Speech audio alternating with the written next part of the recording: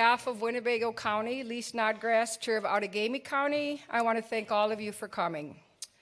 I have just a couple of quick things I want to say about why we decided to do this. We've wanted to get the candidates all up here so people could obviously have a chance to meet them in mass. But what I actually am hoping for is after tonight's event, you will find a candidate that you will support, knock doors, make calls. And then after the August primary, you will continue that support for the candidate. Your dedication to that candidate could be the driving force that gets family, friends, and co-workers to the polls. What I am hoping is that we have such a successful voter turnout that on the morning of November 7th, Wisconsin is mentioned on MSNBC, CNN, and maybe even Fox and Friends. Thank you. If Senate District 10 can do it, we can do it everywhere.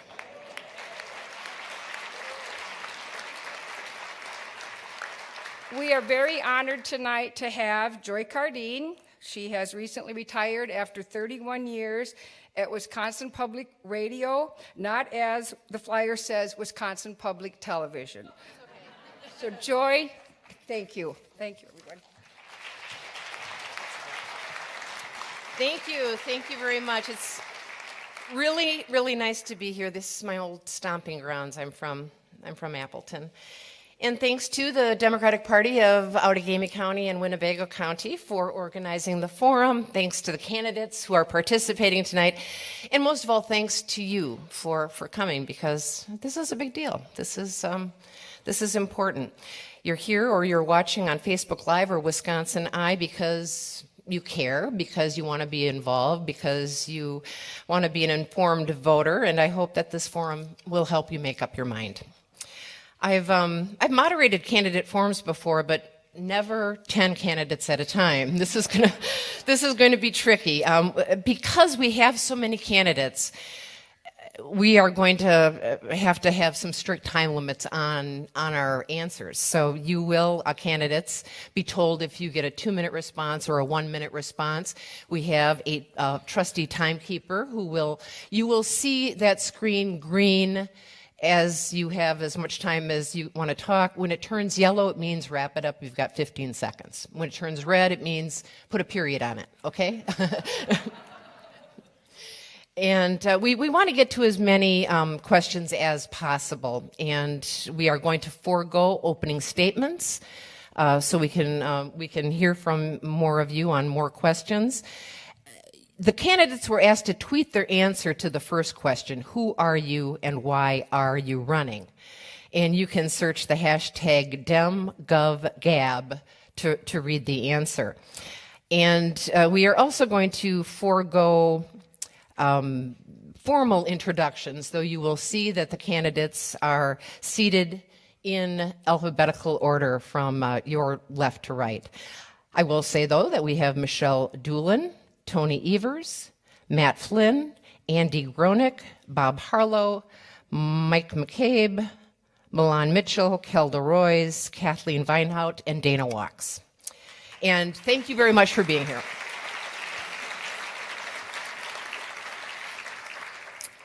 The first question, you get 2 minutes each. Everybody will answer this question, though everybody will not answer every question because of the time limitation. Governor Walker delivers his State of the State address next week, but you get to beat him to it. How do you describe the state of Wisconsin in 1 or 2 words, as is the custom, and then preview your own State of the State address that you will give next year if you win? What are the first 3 pieces of legislation or policy that you are going to call for, that you will make your priority in your first 100 days in office? And we'll start with Michelle. You don't have to turn it on. Go ahead. I don't? Okay. First 3 pieces of legislation, redrawing voter district boundaries to be nonpartisan. To get rid of the or at least to mitigate the voucher school system in favor of better funding for public schools once again, and to raise minimum wage to $15 an hour in the state of Wisconsin. The state of the state is what in your opinion? It is stacked against a dying middle class, and we need to better.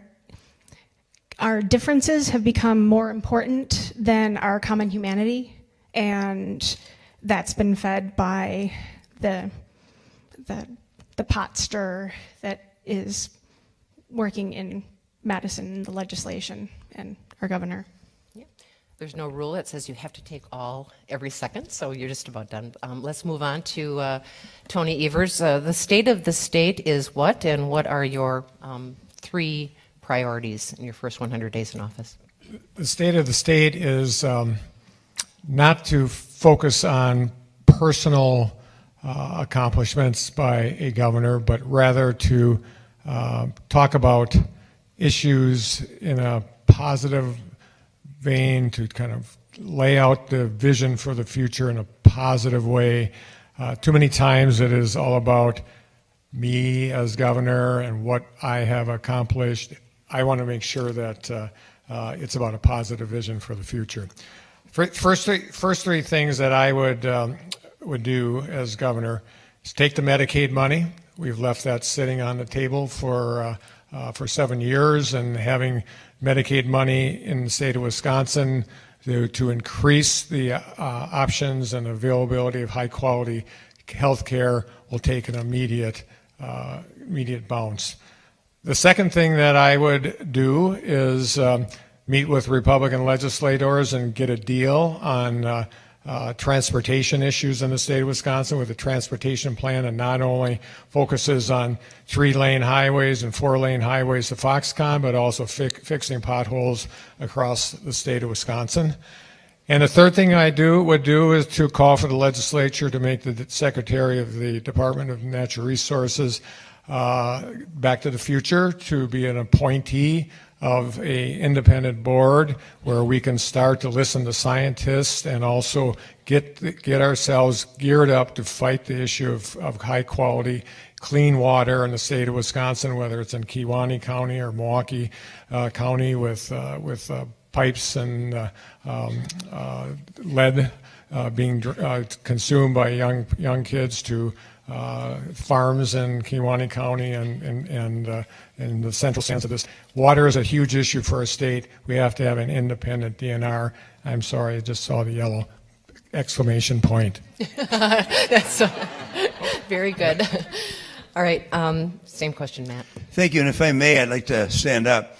The first thing that I would say to the people of Wisconsin is that a new day is dawning with a new administration.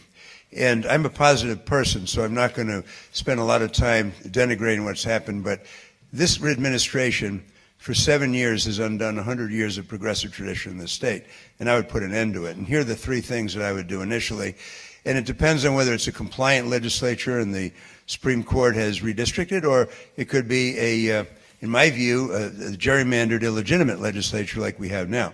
But the first thing that I would do is I would get legislation passed supporting me to bring litigation to stop this Foxconn deal. This Foxconn deal is absolutely corrupt and is emblematic of everything wrong in this administration.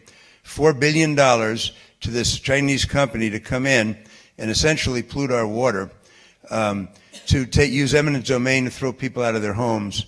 That's not going to happen under me. That is simply not going to happen. I'm going to stop it. The second thing that I would do is a basket of labor issues. I would get rid of right to work, get rid of Act 10, and put back in prevailing wage. And the third thing I would do would be to open up Badger Care to all. Because we have a corrupt Trump administration, but there are certain things we can do. And the truth of the matter is that health care is a right. It shouldn't depend, some single woman going in with 2 kids, it shouldn't depend on how much money she has in her purse, on whether she gets a mammogram. That's just plain immoral and wrong. And the things that I can do would be to go back in and get that $1 billion that this governor of ours turned back. But secondly, Badger Care for all. And if somebody has some money, they're going to pay a good premium. And if they want Cadillac, they can buy themselves a nice supplement. But the truth of the matter is, those are the first three things. Get rid of Foxconn, get rid of this anti-labor stuff, Badger Care for All. Thank you. Thank you. Andy?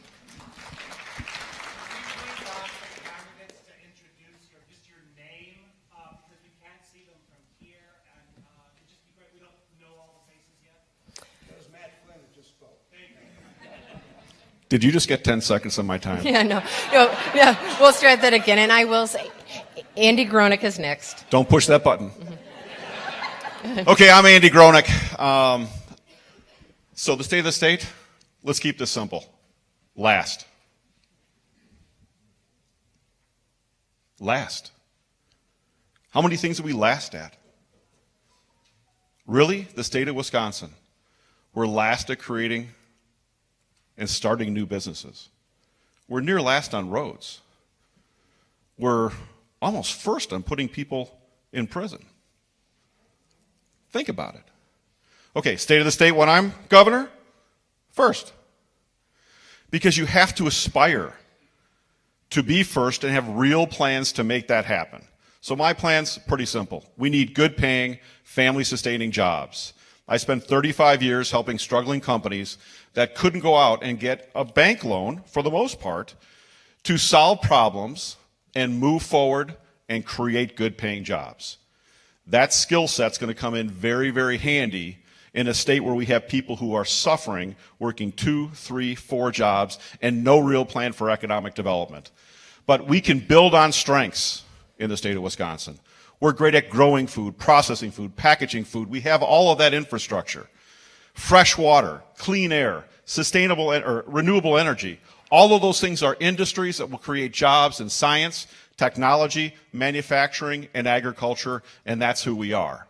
Schools, very simple. We have a tradition of education in our state, and schools choice with me as governor.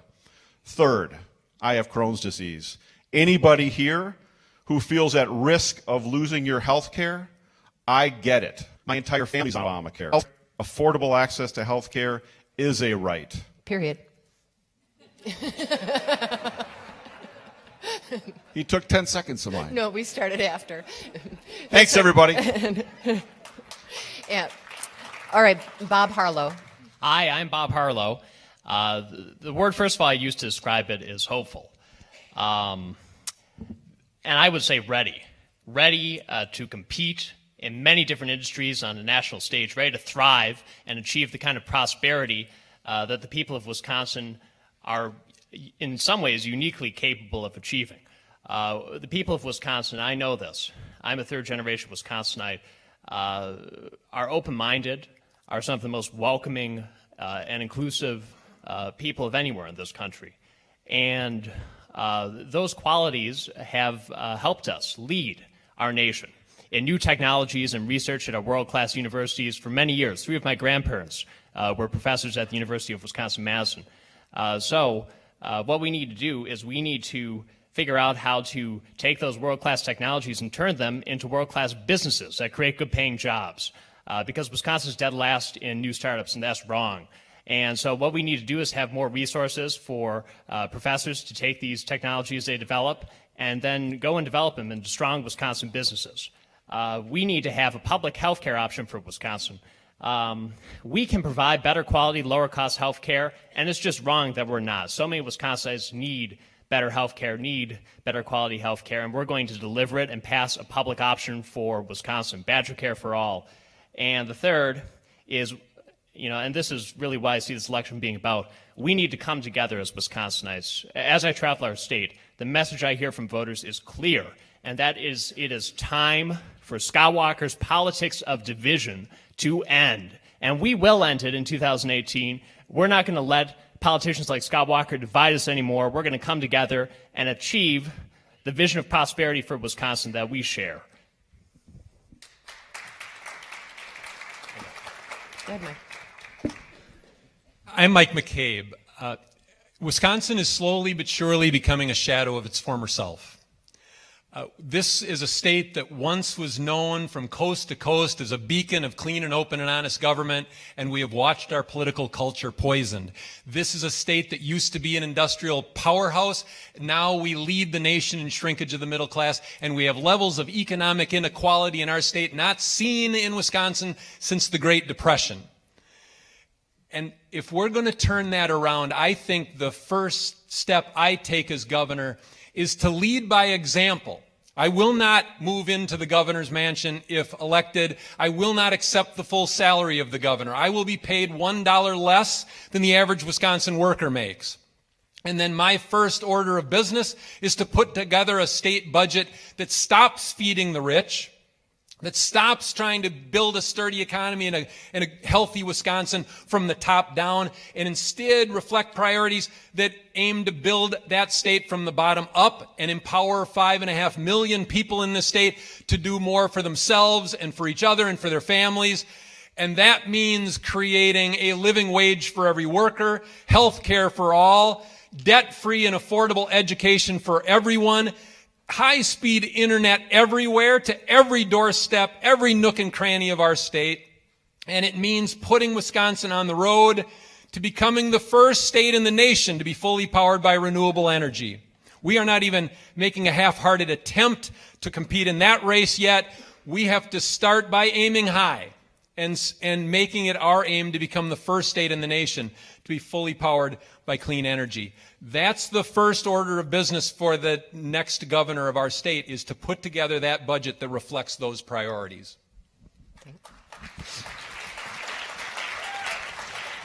Thank you. Don't start my time yet. Reclaiming my time, brother. No. Hello, everyone. My name is Malin Mitchell. I'm the state president of the Professional Firefighters of Wisconsin. I am still an active duty firefighter with the city of Madison. Been on the job 20 years. A lot of you I got a chance to meet during the recall. I ran for lieutenant governor in 2012 in the recall. Tom Baer was at the top of the ticket. I was lieutenant governor candidate. We gave him hell, and I'm back again because we're not going to quit. And I'll tell you, to answer your question, Joy, what comes to mind when I think of Governor Walker right now in the state of the state is that we are lacking opportunity in every part of the state, every corner of the earth, or the state of Wisconsin. Because a struggle is a struggle. Whether you're struggling in Rhinelander, Wisconsin, Superior, Neenah, Menasha, Appleton, Kenosha, Racine, Beloit, you're struggling. If you're struggling on the north side of Milwaukee or La Crosse, Wisconsin, a struggle is a struggle. So the first thing that I'm going to do, one thing we have to do is raise wages. And not just talk about raising wages, but raising everyone's wage. There is a statute where the governor actually can have the ability to raise wages and make a wage floor. We got a plan to do that. It's going to come out very soon. So we're going to raise wages. Our governor will sit and talk about the unemployment rate being 3.2%. And he's going to say everything's working. But I'm here to tell you everything's not working. It is not working. When you have people struggling to live day to day, to work 2 or 3 jobs just to make ends meet, we need to raise wages. Next thing we're going to do is we're going to adequately fund education, put back the $1.6 billion that the governor took in 2012 and put it back into education. He says he's putting more money in education right now. He took $1.6 billion in 2012 and put back $638 million. We're still short. It's like taking a knife, sticking it 8 inches in my back, pulling it out 4 inches, and now I'm supposed to say thank you. That's not progress. And last but not least, one thing we're going to do, because we only got 2 minutes, is we have to make sure that every person in the state has adequate health care. Not just access to health care, but actually has health care. And we can do that. We can provide it. First thing we got to do, we have to stop the bad stuff from happening. And I'm going to be that firewall, no pun intended, Period. in order to do that. Period. There, thank you.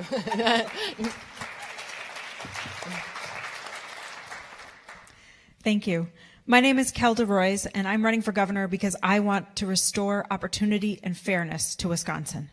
When I think about the state of this state under our current governor, I feel disappointed, and I feel like Wisconsin has been left behind. And that's because every single decision that our current governor has made is about what's best for him, what's best for his political ambition, what's best for his donors, what's best for the billionaire corporations that he kneels at their feet. And that has to stop. I want Wisconsin to be like the place where it was when I grew up, a place of opportunity that had the best schools in the world, that took care of families, and where small businesses could thrive. At my first State of the State, we're going to say that Wisconsin is the very best place to raise a family and the very best place to grow a business. With my Families First package, we're going to make sure that families across the state have access to paid family leave and affordable child care, as well as great public schools no matter where in the state we live. As a small business owner, after leaving the legislature, I know how hard it is to compete against these big corporations that are getting massive taxpayer giveaways. So my small business package is going to help ensure that businesses and workers, regardless of who your employer is, are able to buy access to Badger Care and buy into a system that mirrors the Wisconsin retirement system. So everyone can start a business and take that risk or work for a small business like mine. These are the steps that are necessary to take if we want Wisconsin to be competitive again. And the last thing that I think we need to do is address our infrastructure. This is not just roads and bridges, although those are certainly critically important, but it's also things like mass transit and access to the internet. If we want to be a modern 21st century state able to compete, and if we want our businesses to succeed, we have to make sure that people and our infrastructure are taken care of. Thank you. Thank you. I'm State Senator Kathleen Vinehout. I represent a district in western Wisconsin. I would say the state of Wisconsin right now is challenged. Challenges give us opportunity. When I think about one of our challenges, we are 18th worst of all the states in the nation with regard to wages. People have jobs, but they don't pay very well.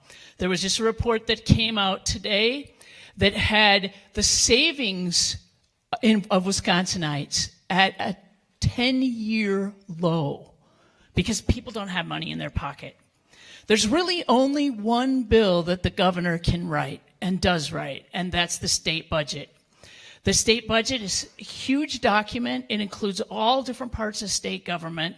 And for far too long, the governor and the Republicans have said, we can't do this because we don't have the money. Or we have to do horrible things like Act 10 because we don't have the money.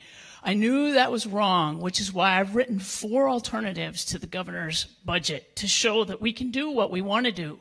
And I'll give you an idea of what that means. First of all, we need to fix health care. We need to have our own marketplace. We need to take the money from the federal government with regard to Medicaid, and we need to invest that money in mental health and addiction services all across the state, because right now there are way too many people in prison suffering from mental illness and addiction, and they need treatment and they need their life back. We need to fix the things that have been broken, from infant mortality to Planned Parenthood. We need to put the money back into the budget for healthcare when it comes to direct services. We need to change the way we fund schools in this state, which makes things fair for both urban and rural areas, something we can do with the money in the budget. And we need to fix infrastructure, and that means not just roads and bridges, but it also means our natural resource infrastructure, like lead pipes. We need to hire back the scientists and put them to work saying climate change is real, and this is what we're doing about it.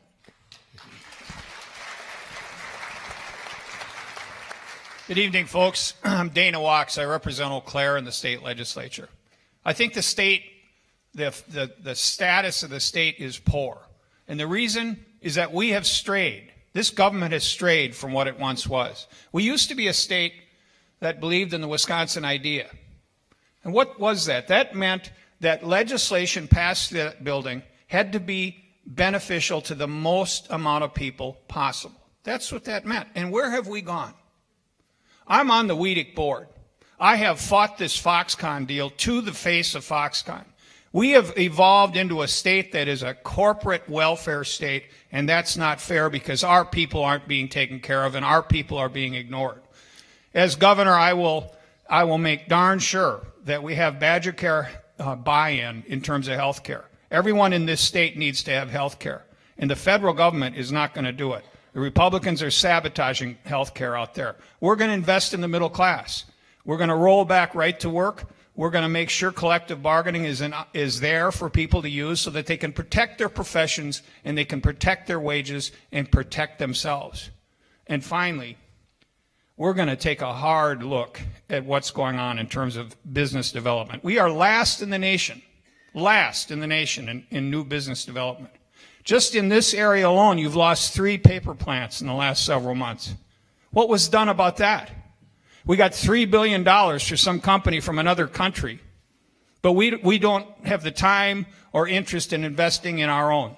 Just think for a minute if we took $3 billion and invested it in people's businesses. You could have 10,000 businesses operated by Wisconsin people all over the state of Wisconsin, and each one of those businesses would have $300,000 of seed money, startup money. That's investing in people. That's investing in our people, and that's what I'm fixing to do as governor. Thank you very much. Okay. Thanks to everybody for those answers to the first State of the State question. Next question, 1 minute.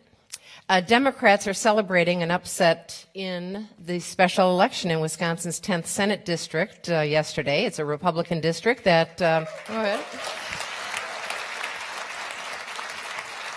It was a Republican district that voted heavily for President Trump in the 2016 election, but the Democratic candidate defeated the Republican candidate by about 10 percentage points.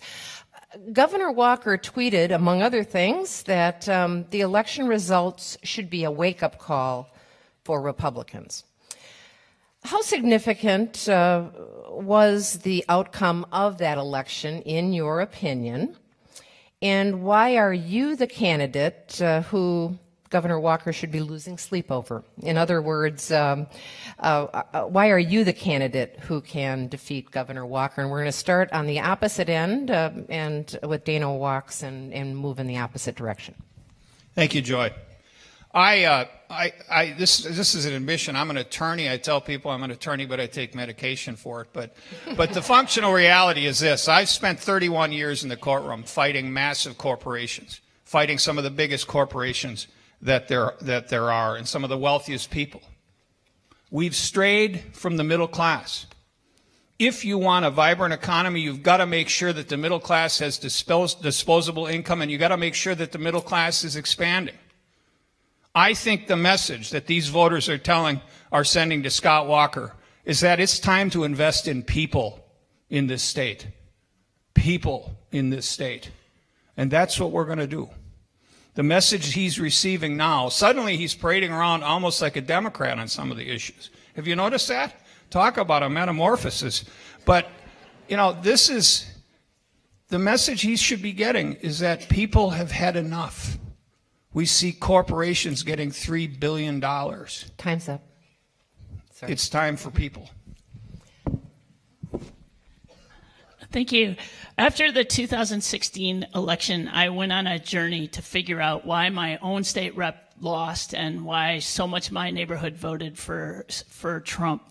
And what I learned talking with clerks and election judges and local people and looking at ward level data and physically counting new voter registrations in the courthouse was that popular wisdom is that people switch their vote in western and central Wisconsin. But what I learned is that a whole lot of people came to the polls for the first time, and that Trump motivated a lot of people, and Hillary got the motivated people but didn't motivate a lot of other people. When I think about what Democrats need to do to win, I think they need to look at Patty's race. And is it a bellwether? Absolutely. Patty won by having deep roots in the district and by showing that local people working hard, talking to neighbors can beat big money. A whole lot of big money was poured into that race. People told me they got all kinds of direct mail, negative direct mail. Why can I do this? Period. Thank you. You'll have to check it out later. Well, I'm Kelda Royce, and I'm very, very excited by Patty Schachner's victory, and also by Dennis Degenhard, who had a 25-point swing from the last race, who ran for assembly. I think it shows the power of a good candidate, somebody who is willing to work hard and raise the money and knock on the doors and do the phone calls and will inspire other people to join her. What Patty did was not necessarily run on a national message, not run against Trump. People are already angry. But she said, this is what I'm going to do. for our community. She gave us hope. She gave us someone to rally around, and she did the work. And that's what we need in Governor Walker. He's had his chance to govern. We all know all the terrible things that he did, but ultimately we're not going to beat him by just repeating the litany of horrible things that he's done to our state. We're going to win by saying, here's my vision of bringing opportunity and fairness to the state. I've been a fighter all my life since I left law school and graduated law school and became the executive director of NARAL Pro-Choice Wisconsin. I've never been afraid to back away from a fight, and I'm going to win this one. Thank you. I think the SD10 race shows that we're fired up. I think we have a blue wave coming in the state of Wisconsin. Can you feel it? Can you feel it? So I think Governor Walker is running scared. And I'm a firefighter. We respond to those on the worst days of their lives, people on the worst days of their lives in the community. And when they're at their worst, we have to be at our best. And we'll leave no one behind.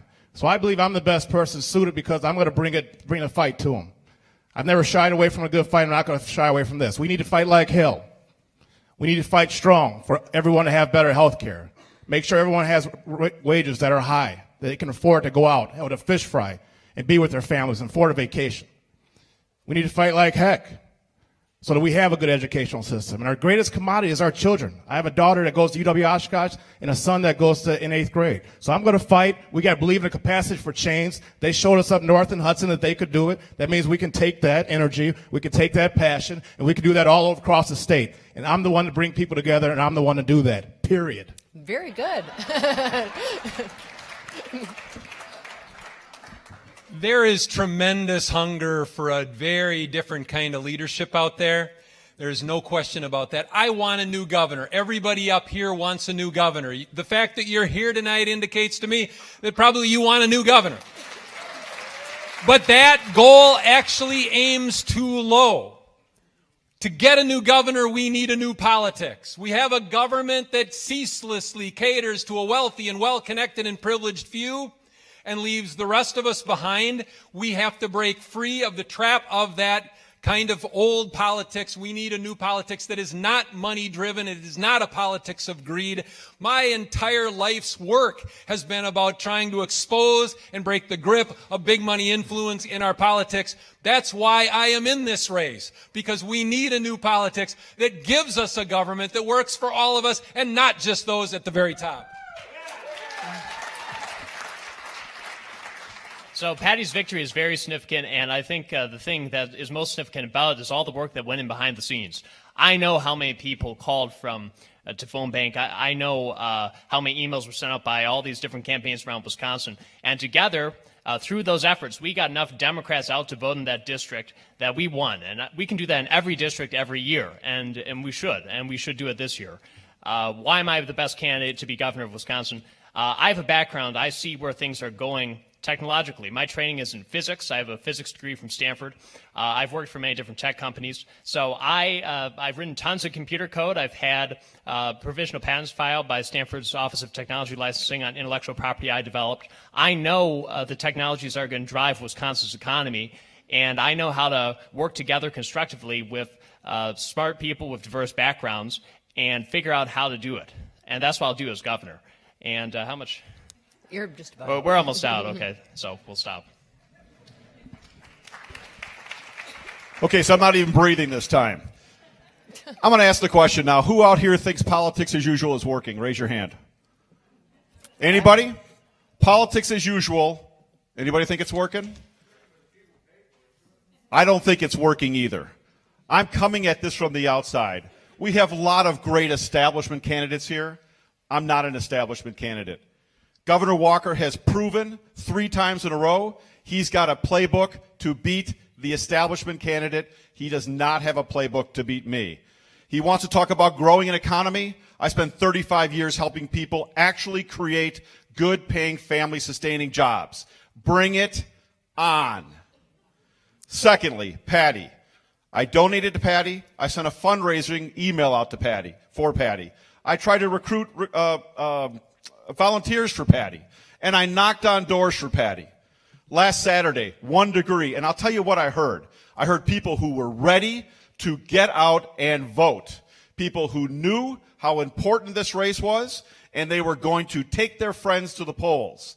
We are on a wave of change. We need the right candidate to get up against Scott Walker and to take him down. And I'll tell you, I am a former middle linebacker, and I know a lot about bringing opponents down. Okay, period.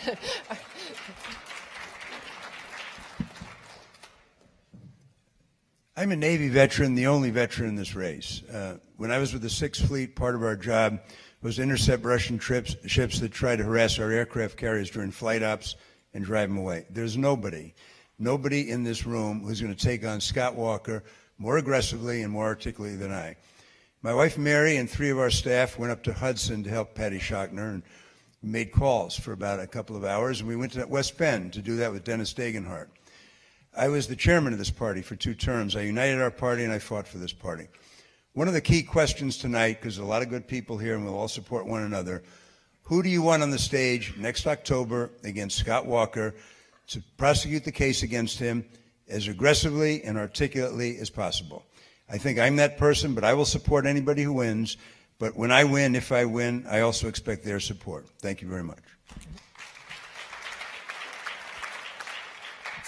I'm Tony Evers, and I'm state superintendent, and I was up in northwest Wisconsin end of last week, so I'll take the credit for Patty winning. Actually, Patty was an outstanding candidate, but there is something afoot here. Across Wisconsin, over the last 3 general elections, over 1 million people voted to increase taxes on themselves for their public schools, and half of those people voted for Donald Trump. I can tell you that education has threaded the needle between Democrats and Republicans. We can get some of those Trump votes back worrying about education, as we can around the issue of natural resources and roads. The reason I'm the best candidate, I've won 3 statewide races. The last time I won 70% of the vote with 70 of 72 counties. And if that makes me a freaking establishment candidate, by God, let's make it happen! Exclamation point. Here's me displaying that I'm the shortest candidate in the race. Go ahead. All right. So what sets me apart from Scott Walker? Why am I the person to beat Scott Walker? Look at me. Nobody's going to not know the difference between the 2 candidates up there. Seriously. I'm here because I respect democracy. I really do. And a less than 40% voter turnout is not a country or a state run by its people. So I'm going to trust the people of Wisconsin to participate, to show up, and I want to generate as much interest as I can in this race because I want people to show up. And then I'm going to trust you to make the decision who's the right candidate against Scott Walker. There are certain things I'm not willing to do in order to win, and playing by the old guard mentality and lying and representing myself as something that I'm not is none of that. I'm a regular person. And you know what? Our voice is the loudest voice in the democracy. Exclamation point. Exclamation point. All right. Thank you for those answers. We're going to now start in the middle with Mike McCabe, and we'll go in the opposite direction and around. 1 minute answers for this question. How do you distinguish yourself, including your leadership style and ability, from other candidates running? I think one of the things that brought me to this race was looking around at our political system, and I see too many people who are comfortable playing by the traditional rules, using the traditional playbook, operating within the political system as it currently functions and being comfortable with that. I see too many people who are at peace with the political culture as it is, and I'm not comfortable with the political culture as it is. I think we have to shake up and transform a system that works only for a few and leaves so many people voiceless and without representation, and then dooms us to an economy that enriches those at the very top and leaves so many people in Wisconsin behind. So my leadership does start with example. I think governors should be servants and not masters, and that is why I won't move into the governor's mansion if elected, and why I won't accept the full salary of the governor, but rather will be paid $1 less than the average Wisconsin worker makes. There we go. Yes, Malin. Thank you. I'm different. I've given back to my community for over the last 20 years. That's been my job. We have a mantra, all hands working. It means that everyone on scene is doing something to mitigate the incident. That every firefighter, whether Republican or Democrat, are doing something to make things better, to make things right, to make it better for that person in the community. Governor Walker has had 8 years. He ran for president. God bless him for that. That didn't go so well. But he had 8 years to bring us together. And all he's done is divide us. Urban versus rural. Labor versus non-labor. Pitted families against each other. He's had 8 years. Now he wants year 9, year 10, year 11, and year 12. So basically we are his plan B. We are his contingency plan. And we just can't accept that anymore in the state of Wisconsin. It's time for us to turn the page on the governor. It's time for us to get real leadership in the state. And I believe I'm the person to provide that leadership. We've got members all across the state, over 4,000 members in every corner of our state, from urban to rural. And I'm the person that they elect as their president over and over again. So I want to do the same thing and bring that leadership to the State House, bring all hands working to the State House, Period. and I want to lead the state in the right direction. Kelda. I'm Kelda Royce, and I've spent my career fighting on the front lines on behalf of women and families. I'm a mother of 2 young daughters, and there's nothing more important to me than the future for them and for all of our kids. That's why I'm running for governor, because I want them to grow up in a state that has opportunity and fairness. I have a long track record of achieving progressive policy success, not just from my time as a state legislator, and including during Act 10, when I helped to lead the fight against Governor Walker's attempt to destroy collective bargaining rights, but also from my time as a law student when I worked on the Innocence Project and was able to pass criminal justice reforms through a very Republican conservative legislature. And certainly from my time at NARAL Pro-Choice Wisconsin when I helped to pass the first pro-choice legislation in this state in several decades. And I did it with an anti-choice assembly.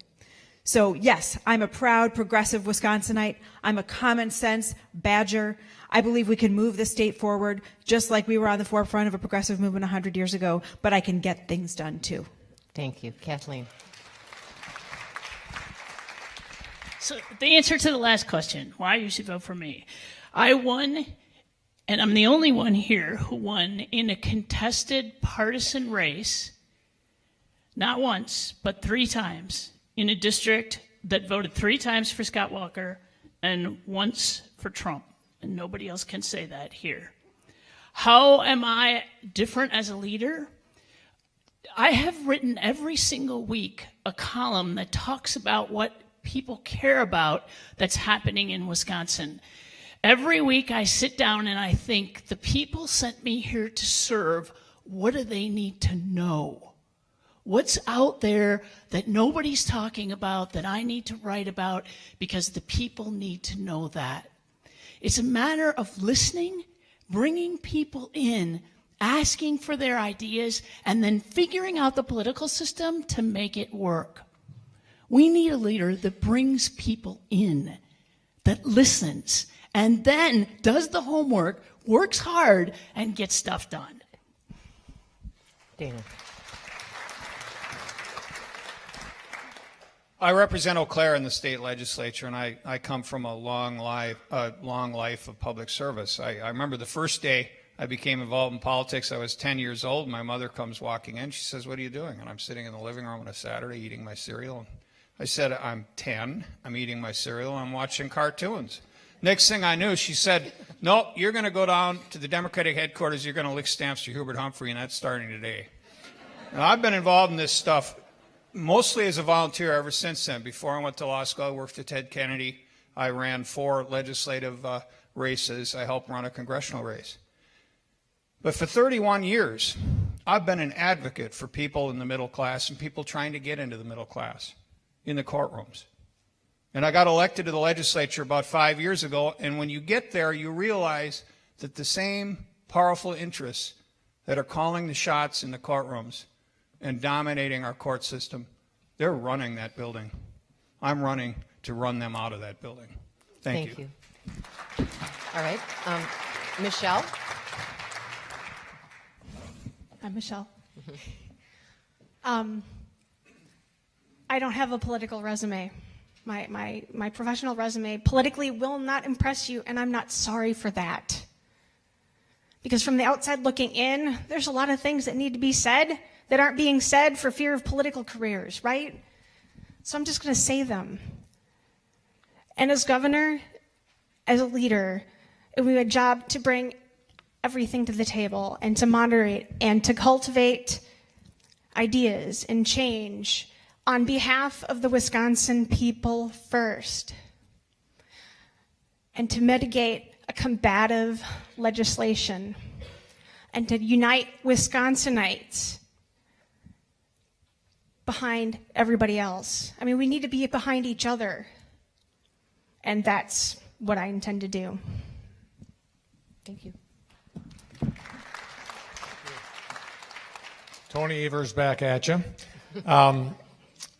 Anybody and all of us can bash Scott Walker all night if we want to. That's not going to win us any elections, and frankly, that's not leadership. I believe, and I just have to go back in time, my father was a physician. He ran a tuberculosis sanatorium in Sheboygan County. I learned social justice from him. He spent his time advocating not only for those tuberculosis patients, but also the workers at Kohler Company who had silicosis because of the work they did, and in front of worker compensation panels for his entire life. I learned that from him. I was born and raised in Plymouth, Wisconsin. I met my wife in kindergarten. I lived all across the state of Wisconsin. I believe in Wisconsin. I believe that the rural Wisconsin and urban Wisconsin deserve a fair shake. I have a positive view about this. And also, I will tell you, leadership is about building relationships. It's no different than our kids in schools and no different than with our adults, exclamation point. We have to build relationships in order to move the state forward. Thank you. Thank you. Matt. Thank you very much. When I announced for governor, a journalist tweeted out, Matt Flynn is running for governor, what do you think? First tweet that came back said, I'm for him 100%. When he was with Green Bay, he threw for 6 touchdowns against the Lions. I'm a different kind of quarterback. I've had sailors under my command. I've been a party chairman. We need a strong leader in the state who knows what he's doing or she's doing. And we have divisions in our party. Bernie Hillary, resistance establishment.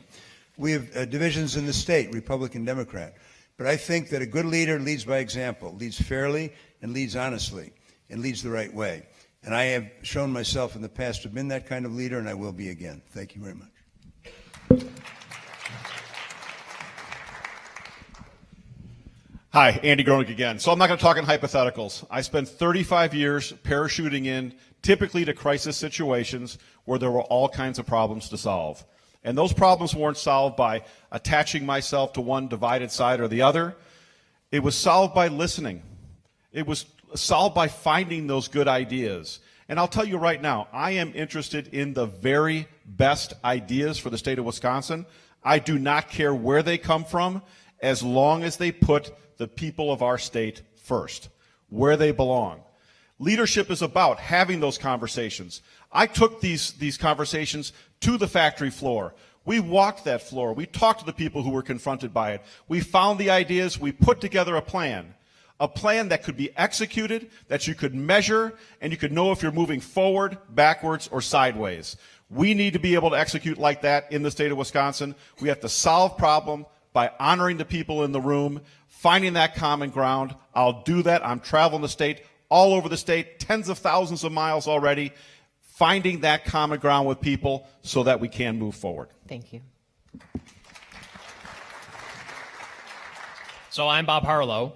I believe the mark of a good leader is somebody who is constantly searching, researching, evaluating, being aware of the cutting edge in government policy and business and science, and using that knowledge to make sure that Wisconsin is on the cutting edge, is on the forefront. I will go to meetings with research professors at universities, with leaders of different administrations in our government, with fascination into how things are done, and with a hunger to make every department of our government, every initiative in Wisconsin work better for the people of Wisconsin. And I will govern, not by ideology, because I'm not an ideological person, but by well-reasoned argument, by being aware of how things are moving, of comparative examples across all these different fields, to make sure that we are in fact doing what serves the people of Wisconsin best. All right. Thank you. All right. We're running a little bit behind, even though we are putting such restrictions on the answers, but we will get into some specific issues, one candidate at a time right now, 1 minute each. I'm sorry that we don't have enough time for everyone to answer every single question. If you disagree or have something significantly different to say on the issue, we might have another candidate or two weigh in, but for the most part, this is going to be each candidate gets a different question. Michelle, starting with you. Do you think Wisconsin's public education system has suffered under Governor Walker's policies? And if so, how so? And what specific changes would you make? Yeah, I believe the public education system has suffered under Walker. I was PTO president of my son's school until I started this race, and I can see it. I think that we need to dump the voucher system, aka welfare for the wealthy. My mom was a low-income mom, single mom, and I was able to go to St. Gabriel's School, a private school, on scholarship. So there's that advocacy there for people who need it. We should reserve the charity for people who need it, not for people who don't. I'd like to encourage mutual advocacy between schools and their communities. As PTO president, our school has like 300 people. We raised $25,000 last year for various things through our fundraising last year and spent it all on the school. So I know the money's there for the schools and the community. If people know where it's being spent, people will get involved. And we need to pay teachers like the professionals they are, because that's what we need to do. They're taking care of our kids, right? Let's move on to Tony Evers. How would you encourage the next generation of entrepreneurs to start businesses here and stay here? It's a great question, and we have to start out with Scott Walker talking about dividing and conquering and creating the atmosphere in the state where people don't want to come here, whether they're entrepreneurs or not. We're last or almost dead last in entrepreneurs, and we have to make sure that our economic development policy is one that focuses on Main Street operations, Main Street enterprises. It can't be all bailed out into southeast Wisconsin and hope for the best that this Hail Mary pass works. We have to make sure that our economic development money is used wisely, is used regionally, it's used to help business people get loans at banks. That's primarily what they're asking us for, is help getting those resources. It's not a handout. But those decisions should be made locally, using local financial institutions, and absolutely we also have to increase the amount of money that we have in venture capital in the state of Wisconsin, exclamation point. Very good. Well, this question means something to me, too, as I drove in on the construction on 441. For Matt Flynn, what would you do in the next state budget to fund transportation needs and road repair? Thank you. And Matt, you still have all of your time, or at least but are we allowed to add something to a question? Well, if you significantly disagree, I'm trying to keep us on track right now. Maybe if you have something to add on one, you can take a tiny bit of your time when we come to you. Thank you. Right now, debt service constitutes 20% of our transportation budget. It used to be about 7%. Scott Walker has simply ignored our roads. There are big stretches of highway through Milwaukee and Madison, but also elsewhere in the state. Plenty of places where their policy is either neglect or debt. I would repair our roads, and I would pay for our roads. And I want to put aside the $4 billion in Foxconn and the $1 billion in Medicaid that he turned down and the $800 million in train money. That alone approaches $6 billion. We could put people to work at union wages repairing our roads. But what I would do it a combination. It's going to be user fees. So I don't do tolls. I do not like tolls. But there have got to be some surcharges on trucks. A truck going down does a lot more damage to a road than a car. And it's going to have to be some of the gas tax, quite frankly. I mean, let's be blunt about it. It was frozen in 2005. We may not put a full restoration of indexing, but it's going to be partly that as well. I will pay for our roads. There will not be debt, and there will not be neglect. Is there anybody that has something, does anybody disagree that the gas tax should not be increased or indexed so it raises with inflation? Everybody here thinks that we should raise the gas tax. Okay. Let's move to... I was going to say, I would think we should look at all of the options. Certainly having a user fee for people who are using our roads is an obvious and logical way to produce that revenue quickly, but I think we have to explore all of the options. Governor Walker came in, made commitments that he was going to solve that problem, and has let all of the proposals sit on his desk for 7 years.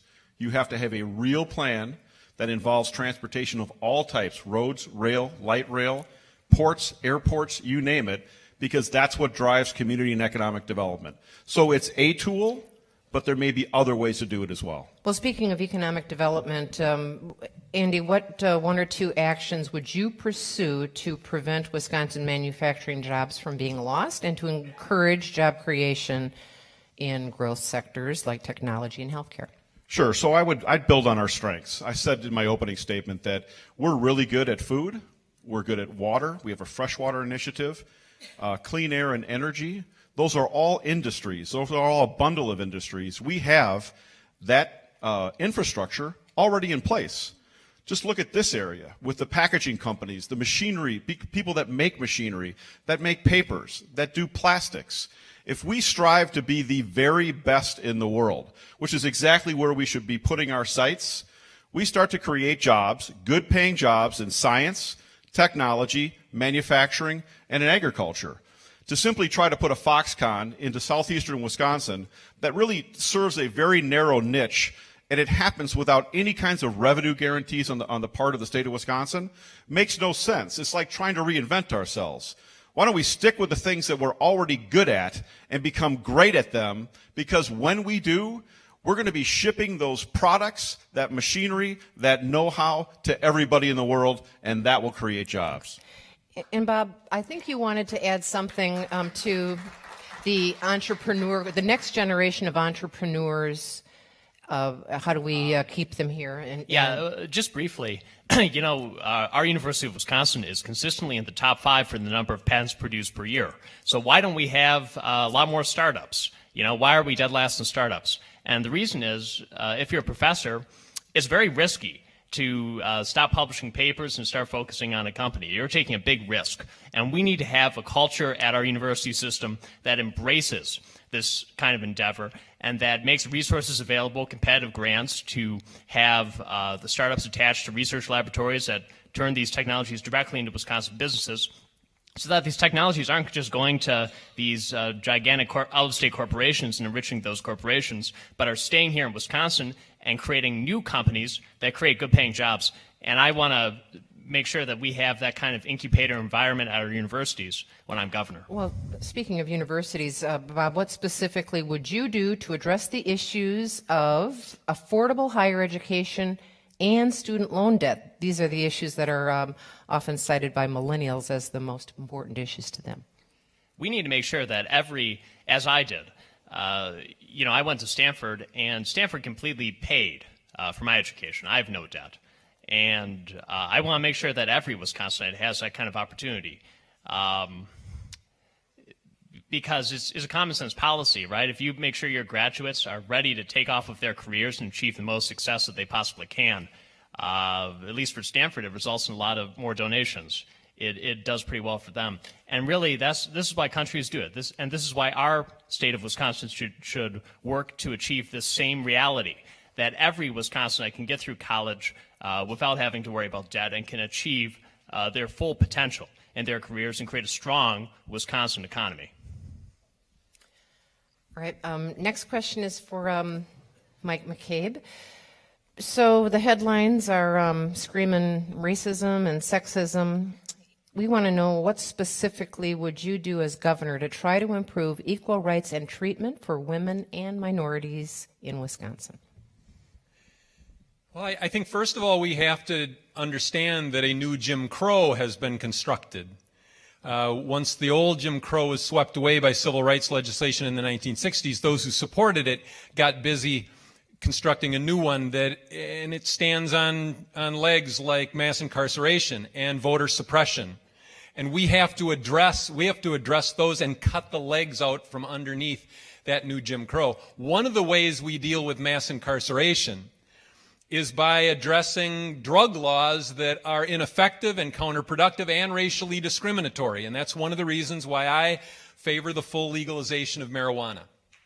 We have to, as a state, move toward getting away from the war on drugs as it has been fought, and understand that what that has done is filled prison cells with people who have committed no violent crime, have damaged no property.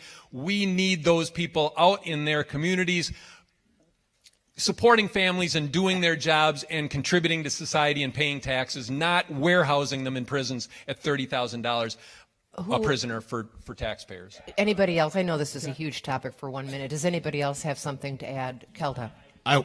You already had your time, Bob. That's 3 questions for you, brother. Legalizing marijuana, yes, but there is a deep-seated racism in this country that is coming out and rearing its ugly head because of President Trump. And Governor Walker has attached himself to President Trump. He initially didn't, but he came out right for him, and now he's right in line with President Trump. Right now, if you're African American, if you're black, for President Trump, the answer is more cops. If you're Hispanic or Mexican, it's build a wall. If you're Muslim, it's travel ban. So we have to work like heck to make sure we band together and that we make sure our state, number one, gets out of this crazy place we're in with all this racism, bring people together, and like everyone I think has said up here, we have to work together on both sides of the aisle, because whether you're Republican or you're Democrat, that shouldn't matter. Racism is racism, and that should not be tolerated in any parts of society. Kelda. What's that? No, I agree with everything that Malin said. There are specific policies that we can do to address sexism and racism and how they structurally manifest themselves.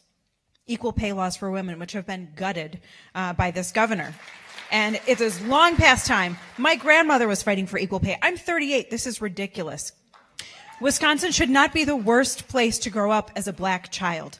That is a moral outrage. And part of it is addressing mass incarceration, but it's also making sure that no matter where you go to school, every child has the same resources, the resources that they need to make that a great school. And the same is true for healthcare. These are public policy questions that can be solved with public policy.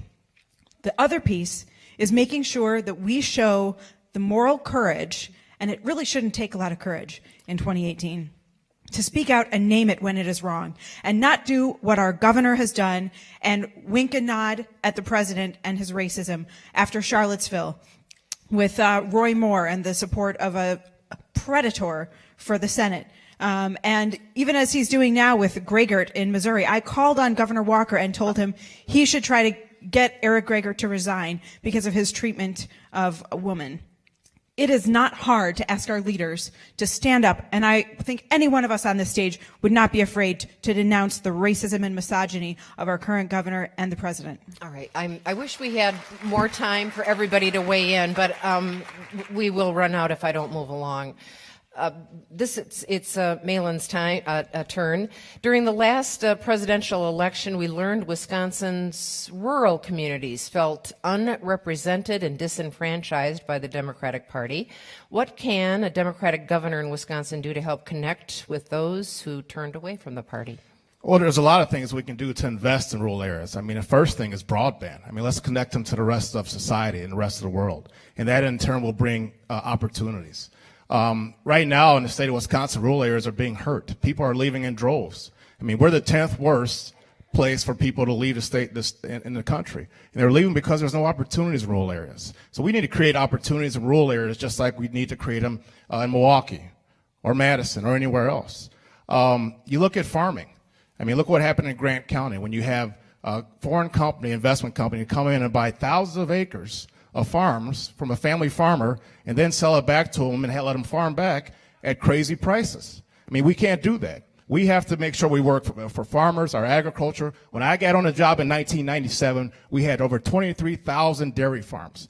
In 2015, that is down to 10,000 dairy farms. That's a problem. We got to invest in the people in rural areas. We have to create opportunities there just like we have to create them in the inner city of other places. We need to invest and create opportunities. Make sure we take care of the people that are here, not just Foxconn. All right. We will go next to Kelda Royce. What, if anything, would you do as governor to restore workers' rights and strengthen unions? Well, I think it's very important that we start treating workers with respect. When Governor Walker took office, the first thing he did was divide and conquer. And what he did was he said, look at these workers. They have something great. And instead of saying, let's make sure that every worker has access to that, he said, let's take it away. And by the way, let's try to divide families in the state from one another. I had a front row seat to that as the Democratic caucus chair. I stood up then, and I will stand up now. I think one of the most devastating things that we lost after the passage of Act 10 was not just the money that came out of the pockets of those public workers, not just the extra money they had to pay in benefits. They were willing to do that. It was the fact that they lost their voice. They lost the ability to have a conversation in the workplace with their employer, to have their ideas heard. And they lost the sense of respect and dignity that every worker deserves, no matter whether he or she works in a private or public workplace. As an employer myself, I want to make sure that my employees are well treated because it is hard to find good people. We want to make sure that people have the rights that they can collectively bargain, and we want to make sure that they have. Time's up. All right. I'm gonna do a quick. Does anybody disagree that Act 10 should be overturned? Would you work for the overturning Act 10 or not, and why or why not? Very, very quickly. Just let's go down the line. Michelle. Act 10 should be overturned. Hamstringing removing 20% of take-home pay in the largest employer in the state of Wisconsin hurt me as a small business owner. You can have as many entrepreneurs as you want, but if you don't support the local businesses, then you've got nothing. And as brief as possible. Tony Evers? If it's on my desk, I'll sign it. All right. Matt? I would overturn Act 10. If anybody's actually read Act 10, many people know about it. It's a taunting document. It's not in good faith. It's done to humiliate teachers, humiliate public employees, do this, do that, treat them like kindergartners. Totally overturn it. I'm about moving forward, so I don't look back to restoring. I look forward in restoring the voice of labor at the bargaining table. Collective bargaining is essential, but I don't look at it as something in the rearview mirror. Let's make it better. Let's make it work for our state. Let's make it work for labor, and we will be first. So Republicans are constantly trying to take away money from public schools. They want to have a different education system for rich kids instead of normal Wisconsinites with the voucher system. And, it's no secret that a lot of public school teachers aren't big fans of Republicans, and public school teachers support Democrats. This is nothing more. Act 10 is nothing more than Scott Walker trying to punish and hurt his political opponents. And it's wrong. It's not how we do things in America. And I would immediately repeal it. All right. So thank you. Act 10 is not a sustainable policy, and we should work to repeal it. I think the only distinction I would draw between myself and the others up here is that when we seek repeal, it should be sought as part of a package of reforms that help all working people in every sector of the economy.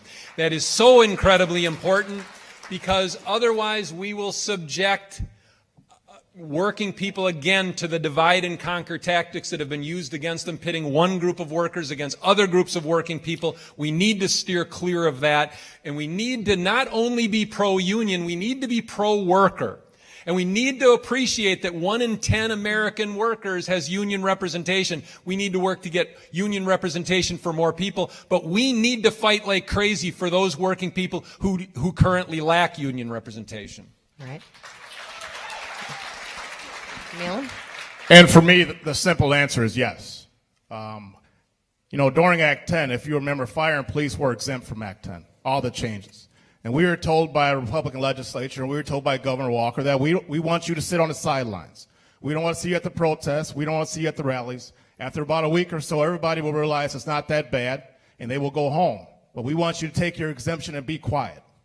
And we not only told him no, but we told him hell no. And we were there with our brothers and sisters marching every day, and we will continue to fight. So I believe, yes, you do repeal, but in all actuality, we need to make sure, like Mike said, and I agree with that. I mean, there's nothing wrong with us agreeing up here, I don't think. We do need to be pro-worker and make sure that everyone has the right to sit down at the table. And it's not asking a lot to be able to talk about hours, wages, and working conditions. It's called collective bargaining. That means you sit down with your employer and you talk about what's best, not just for you, but you as your employer as well, or your community as well. And we do this all together. We rise together.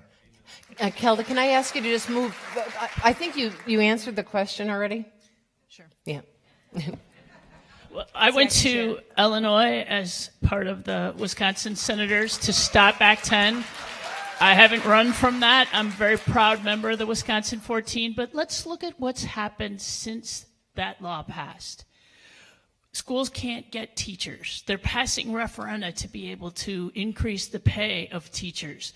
Education students have dropped in half. We have huge problems with worker safety in our prisons because we don't have the systems to resolve grievances like we used to. And worker morale in the state system right now is very low. A recent audit at King, the Veterans Home, gave us a small glimpse of what's happening in our worker situation among state workers. 75% of people who responded to an audit survey, 75% said that morale was low or very low at King. Almost 40% said they would be looking for a job in the next 6 months. And 25% of them said they already looked for a job. And that's just a snapshot of what's happening all across state government. We have problems with positions being filled. We have problems with applicants. Professors are taking their grant money and moving to states where people respect them, where leaders actually honor the work of professors at our state universities and our tech colleges and our two-year campuses. So we've got a problem. Whoever is the next governor has a big problem they need to solve. And repealing Act 10 is a great place to start. All right, Dana. I would clearly repeal Act 10. Collective bargaining is the only mechanism for people to band together and protect their professions and to make sure that they're adequately paid for the work that they do. If you want a vibrant economy, you've got to make sure that the middle class is taken care of and that it's expanding and that people are adequately paid for the jobs that they do. We need to also repeal this right to work legislation that Governor Walker pushed through and this prevailing wage. You know, I don't want to sound like Sarah Palin in any way, but I come from Eau Claire, and you can look to the west, and you can see what their economy looks like in Minnesota. The average family makes $8,000 more per year than Wisconsin. And what's the difference? The difference is they have unions that haven't been attacked. They have policies that believe in people. We should get back to our individual questions. I think we have Kathleen Weinhaut next. What would you do to ensure that the Wisconsin Department of Natural Resources, fulfills its mission to protect and enhance our natural resources? Well, first of all, I would hire back all the scientists that the governor fired, and then I would ask them to put back on the website that climate change is real and ask them to post their research on the website so we knew what they were doing. Then I would make sure that the current laws are being enforced. Again, a little nugget from knowledge from the audit committee, the work of the Legislative Audit Bureau.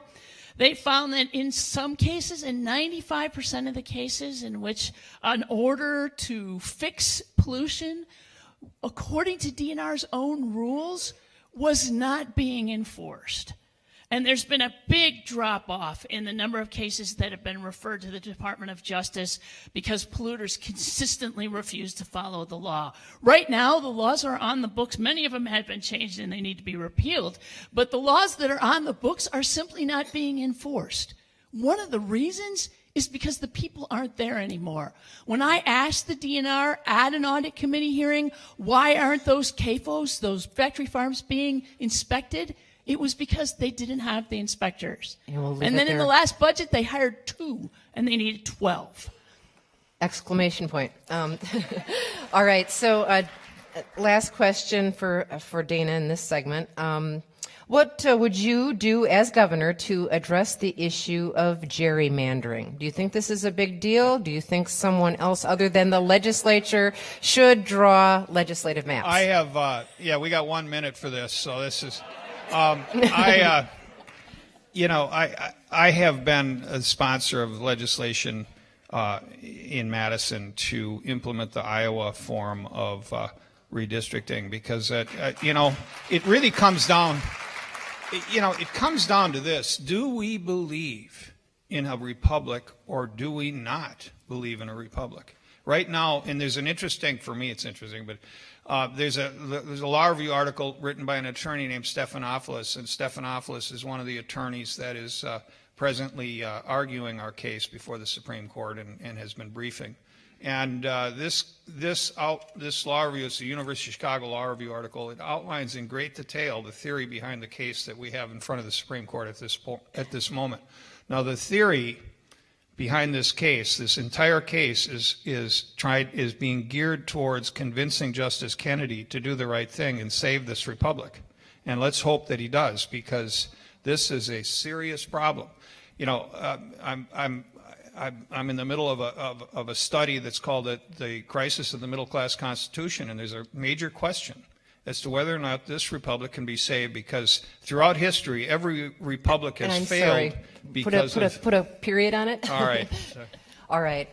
We have 15 minutes left in the program, a little less than that. I was going to do a lightning round, and I don't think we're going to have time for it. I will do one question out of the lightning round. This is truly just a yes or no question. Maybe a word or two of clarification if you need. But we'll go over time if we don't get more than a yes or no. Should Wisconsin legalize marijuana for medicinal and recreational purposes? Yes. As an MS patient, I firmly agree for both. Yes, medicinal. I would like to have a referendum on the recreational use. I advocated the legalization about 6 weeks ago, and I went one step farther today at a forum in Madison.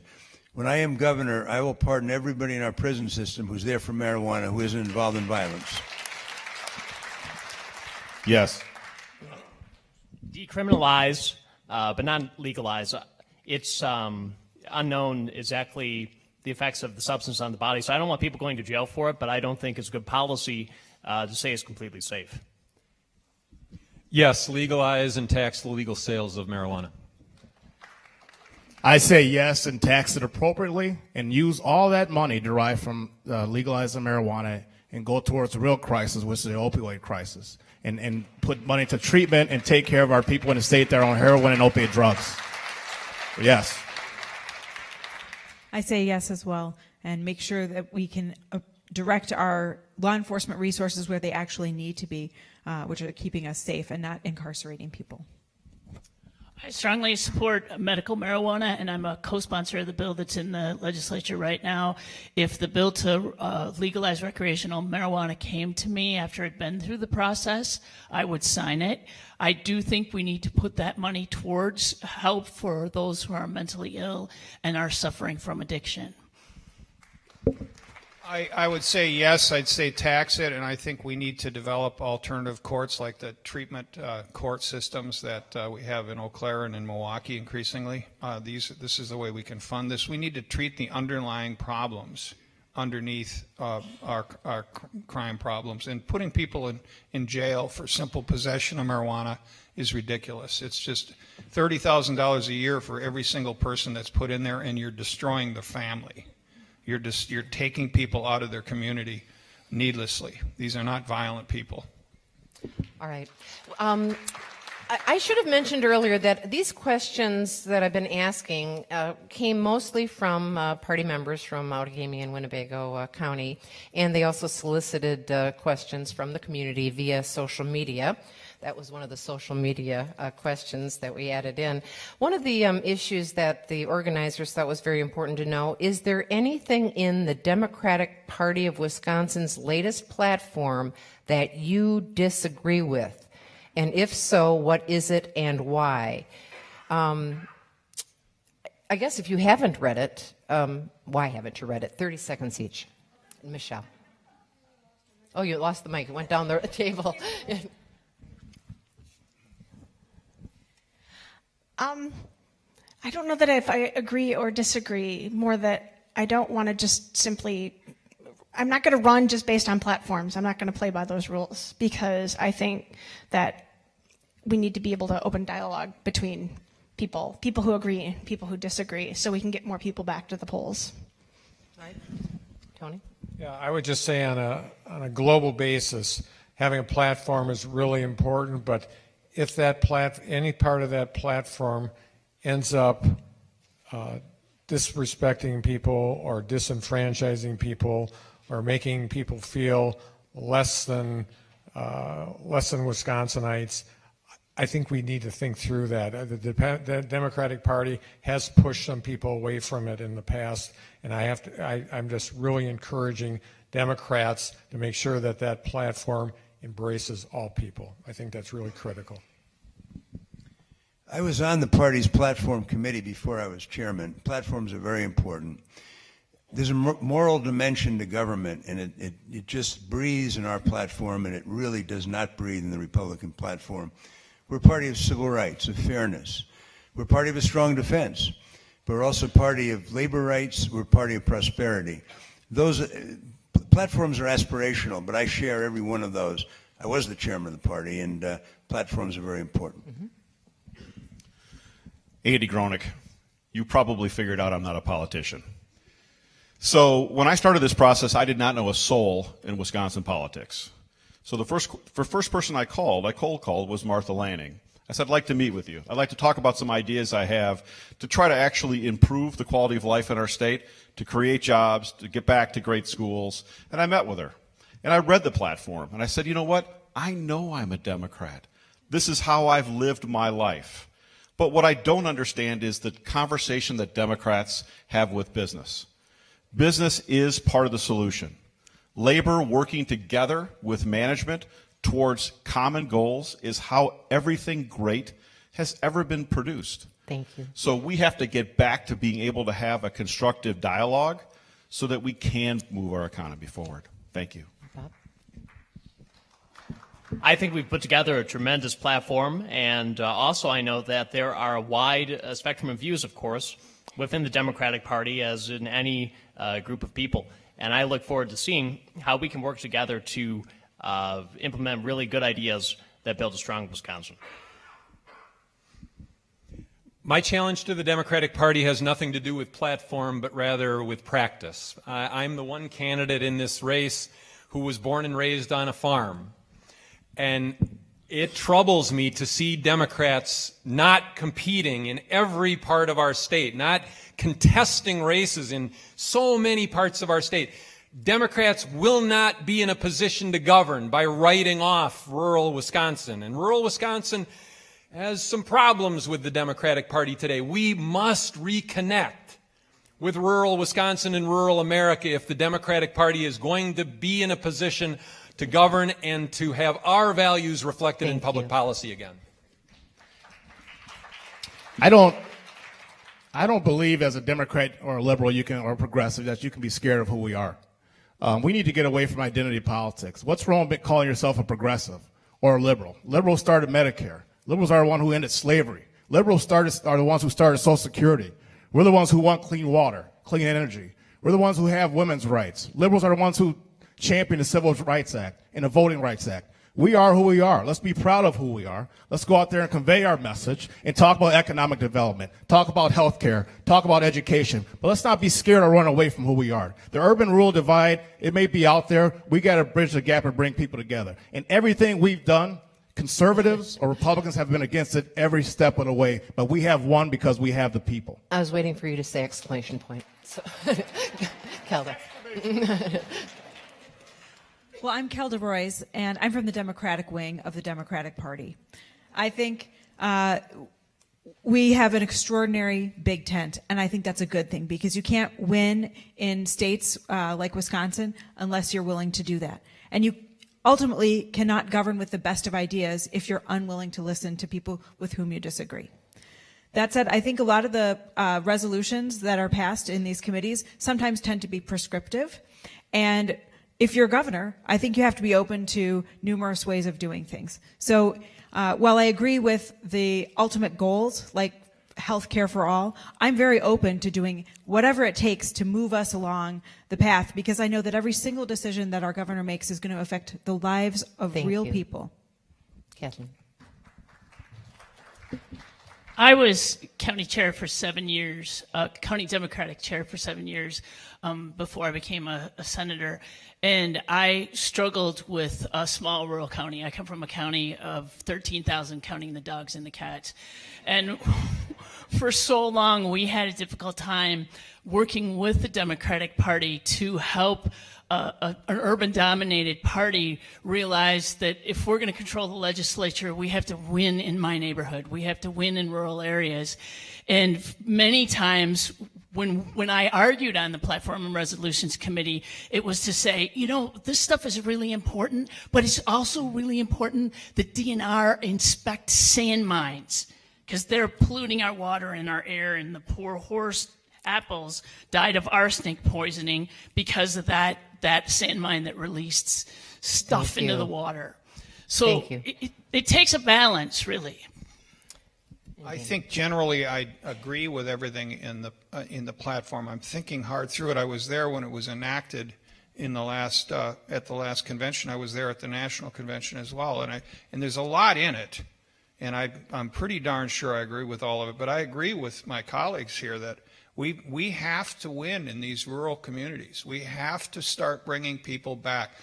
Dave Obey endorsed me some time ago. He represented the 7th Congressional District for 40 years. And we've strayed from labor in some respects, and we've strayed from regular folks in some respects. So with that caveat, I think overall I do agree with the policy. I'm a lifelong progressive. But I would want to look through that and make darn sure that we're providing for local voter, rural voters as well. All right, we have 4 minutes to go. We're going to start on Dana's end and very, very quickly go in this direction. If you do not win the primary, will you or how will you actively support the winning candidate? Well, I believe I will win the primary, but if I don't, I can tell you this. I have been active in the Democratic Party since I was 10 years old. I will bust my tail to make sure, if I'm not the nominee, I will bust my tail to make sure that nominee wins. We have to win. Do you realize that this governor, the next governor, is going to be an integral part of redistricting? And if we, how many times have we had politicians stand up here and say this is the most important election ever? Well, this one is, because we can't have him in that seat when there's redistricting again. We just can't do it. We will be Mississippi if that happens. Kathleen. I will definitely support whoever wins, although I'm confident that we will win. I want to tell you, though, I did the same thing in 2012 when some of you know that I ran, and Tom Barrett won, and I took him all over western Wisconsin, and I took him to radio interviews, and I said, Tommy, people are really concerned about this. And he just, God bless him, he had a hard time talking rural. And we have to figure out how to bring rural people into our party in order to win statewide. There just are not enough votes. The math isn't there. So whoever wins, let's reach out to everybody in our state. And Kelda, I apologize. If you could just 15 seconds. Yes, I will enthusiastically support our party's nominee. I believe it will be me because if we're going to win, we need to attract young voters, Gen X and millennials. We need to attract independent and Republican-leading women. And I will lend my beautiful campaign baby to whoever the nominee is, if necessary. I already have my own kids. I don't need any more babies. But I love you. Your baby is cute, though. I'm sorry. With me, hashtag winning. I mean, we have to win this. And yes, I will support anybody up here. I can talk rural. I was born in Milwaukee, but I grew up in Delavan, Wisconsin. And if you don't know, I graduated from the same high school as Governor Walker. Now, we obviously took some different classes and learned some different lessons. But yes, I'm going to support whoever's up here. Whatever votes I get in the primary, I hope it puts me over the top. But if it doesn't, I'm going to support whoever up here goes across that finish line because we have to win. And that's all that matters to me is winning. Yeah. Mike. I've grown quite fond of the people who are up here, and we've had so many forums together. All I can tell you is that I will not stop working after August 14th, regardless of the outcome, and I won't stop working for a new politics and for a government that works for all of us after November 6th either, regardless of the outcome. I'm going to continue to be out there in the trenches working for the kind of politics that we need that puts regular people in the driver's seat of our government. I have confidence that somebody on the stage tonight is going to be the next governor of Wisconsin, and we're going to do it the same way that Patty won. We're going to make lots and lots of phone calls, and we're going to go door to door, and we're going to make sure that everyone in the state of Wisconsin who wants change, who wants a better future for Wisconsin, gets out to vote in November of this year. Thanks, Andy Grodick. Let's make a comment about this rural city thing. It's not about where you're from. It's about what you stand for. It's about what we all stand for in this room. And I'll tell you, as someone who spoke to 700 people in 18 months, what everybody has in common in this state is they don't think anybody's listening. Well, I'm listening. I think we're listening. So, out of the words of a friend of mine who's a Navy SEAL, teamwork is about looking out after the person to the left and to the right. Thanks. So, believe me, I am a team player.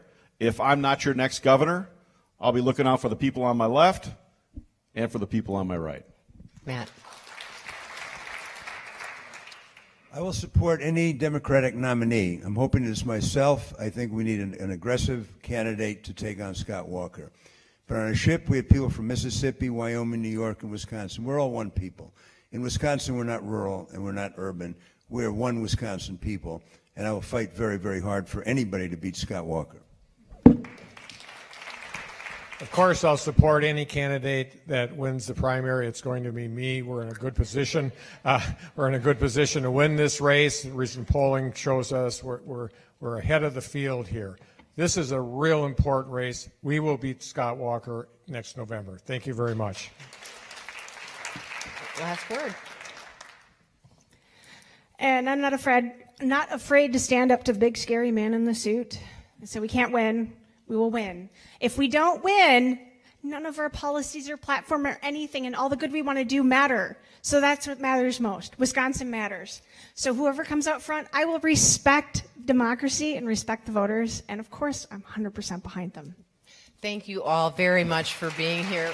We are completely out of time. In fact, we're over time. If the candidates are able to spend time with the voters out in the lobby for a little while, people can mill out there for another half hour or so. And thank you and good luck. I'm going to step in and make an announcement to everybody. Okay.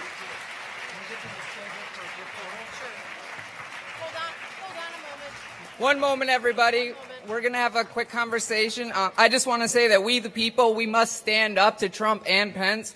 We must prove that the United States is a place of diversity. Trump's hateful rhetoric has put the majority of Americans in harm's way.